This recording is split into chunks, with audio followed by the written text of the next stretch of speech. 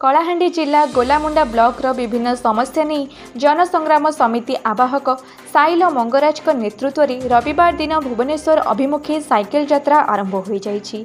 गोलामुंडा ग्रामदेवी माँ ठाकुराणी और सर्वमंगला मंदिर यात्रा आरंभ दीर्घ 550 किलोमीटर भुवनेश्वर ठारे परिसमाप्त घटिब। सेठारे ओडिशा राज्यपाल समेत ओडिशार मुख्यमंत्री को एक 8 दफा दाबीपत्र प्रदान कराजिबो।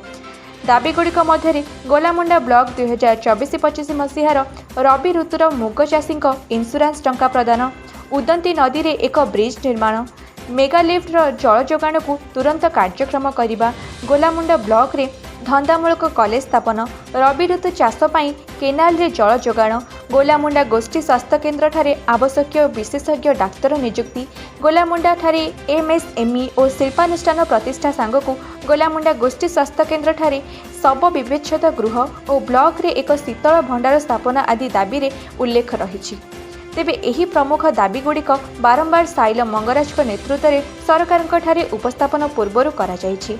विभिन्न समय आंदोलन धर्मघट होइथिले ही सरकार कर्णपात करिनथिबा कुहाଯାଏ। एही साइकेल यात्रा रे अंचलर 50 जन साइकेल यात्री सामिल होइछन्ति। शेषरे दीर्घ 550 किलोमीटर दूर जाई साइकेल यात्रा आरंभ करी दाबी जणाइबाकू एक भिन्न प्रयास करा जायछि।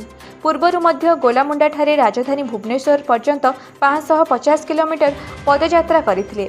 सरकार दाबीगुड़िकू निश्चित भावे ग्रहण करी कार्यक्रम करिवे बोली श्री साइल मंगराज प्रकाश करिछन्ति। कलाहांडी जिला प्रतिनिधि भोजराज मंगराज का रिपोर्ट, ओडिशा एक आमर लाइव।